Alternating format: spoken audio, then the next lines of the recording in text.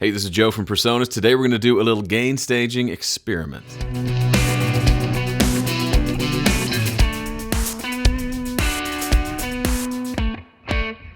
I had an interesting conversation with my boy Greg the other day. He's infinitely more knowledgeable about Studio One than I am, especially when it gets down into the nitty-gritty of how it works. But he kind of shed some light on sort of a faulty way I've been thinking about gain staging, like how setting levels works in a digital system like Studio One. So the idea is, if you've got a bunch of tracks and you're mixing along and you clip the master fader or the mix bus or the main output, then common sense says you probably need to turn the tracks down. So the tracks are up, this is clipping, let's turn the tracks down. And that's fine, and that's probably the way I'm going to continue to mix because it works for me, especially because early in the process, I'm just doing a static mix. I'm not really using plugins yet. So generally, I'm making sure those levels work on the mix bus before I start slapping plugins in there. But even with that approach, sometimes you get a little volume creep, right? You add a compressor here, and even though you're trying to level match things, you might make it a little bit louder here, make it a little bit louder there with a distortion or an EQ, and before you know it, you're clipping your main mix bus.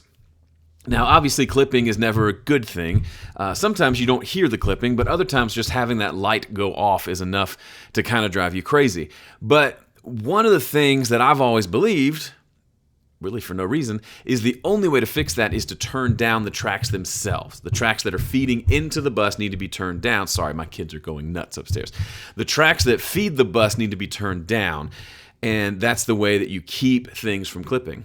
However, Studio One forever has worked on a 64-bit floating point internal mix engine.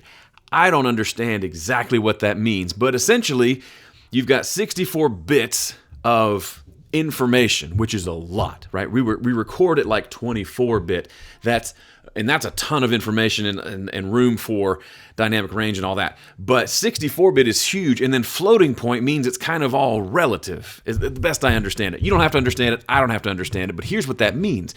If you turn a bunch of stuff up going into a bus, you can simply just put some sort of a trim plugin or use the trim feature at the top of the mixer to turn it back down, and you'll essentially have the same thing as if you turn down the tracks themselves. So instead of having to go turn everything down, maybe you've got the mix perfect and the automation is amazing, and instead of having to figure out a way to turn those down, you could just put in the mix tool plugin and turn things down at the top of that bus, and it'll be the same net result. Now, that sounds all well and good, but let's prove that point using Studio One. So I'm going to do it simply. I'm going to bring in a stereo mix of a song, and we'll start from there. All right, we're going to kick off this experiment with an instrumental mix of my song Whitewash, which I think is Gregor's favorite song of mine. Probably not, but he sings it to me sometimes.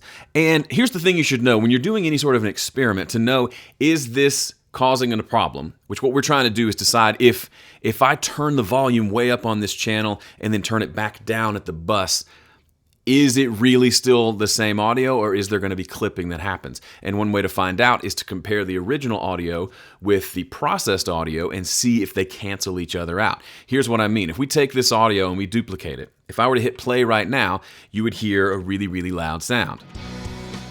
Okay, they're coming together, they're joining up, they're clipping a lot. But if I flip the polarity of one of these and I hit play, you got nothing. Straight silence. And what's happening here is they are completely canceling each other out.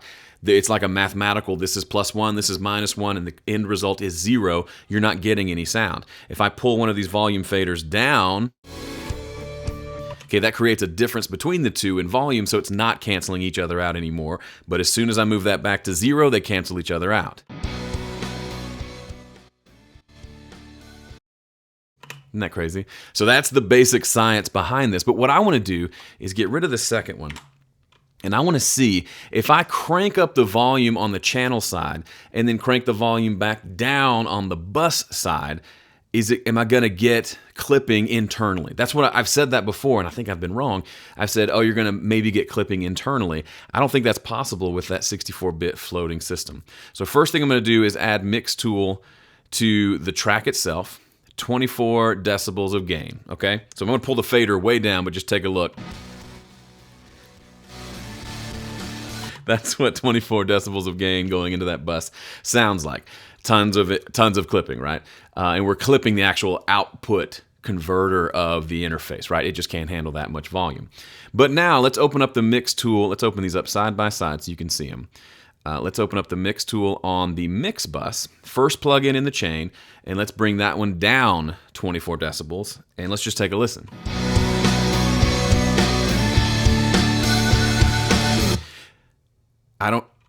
Listen one more time.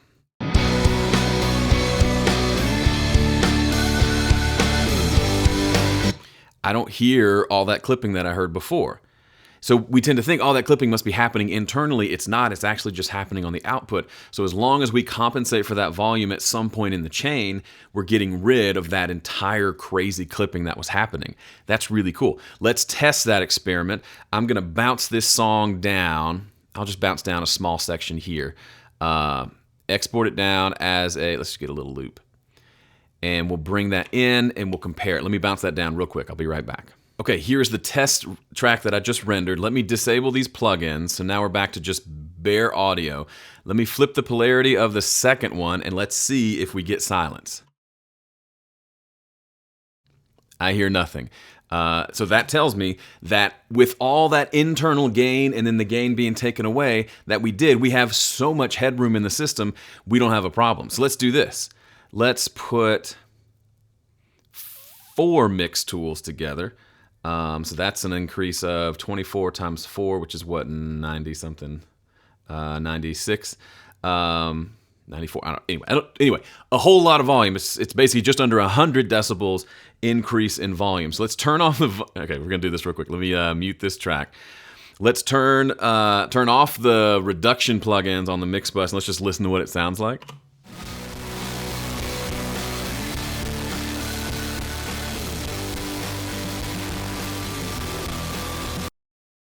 That is gross, and for some reason there's not even any meters happening. It's so gross sounding.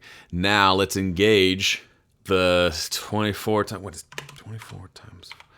The 96, gosh, great math. Let's engage the 96 decibels of gain reduction, and then let's listen. Here we go.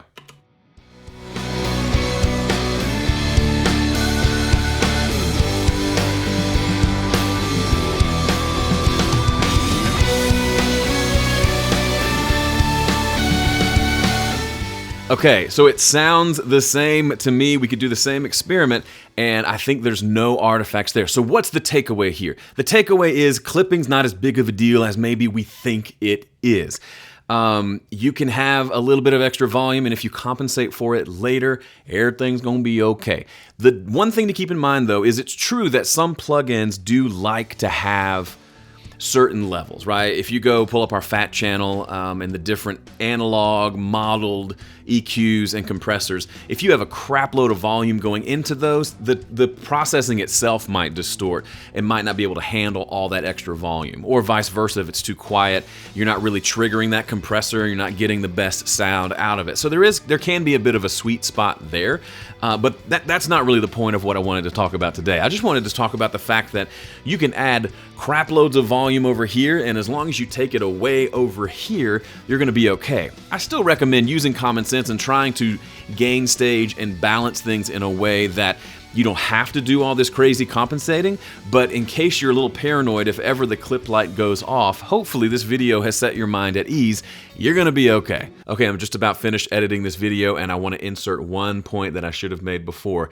This whole video, I'm talking about mixing. The mix engine and taking tracks and pushing them up until they clip. I am not talking about recording. Do not walk away from this video thinking you can clip things when recording and then just turn them down later and everything will be fine. That clipping that happens when you are recording is forever. It's embedded in the audio. You can't fix it later. So make sure you record at nice conservative levels. Don't clip on the recording side, but on the mixing side, this whole 64-bit floating point thing has some forgiveness built in. All right, that's it for me and my very not scientific and not terribly nerdy science experiment. Thanks for watching. Be sure to subscribe to our channel if you haven't already, and I'll see you in the next one.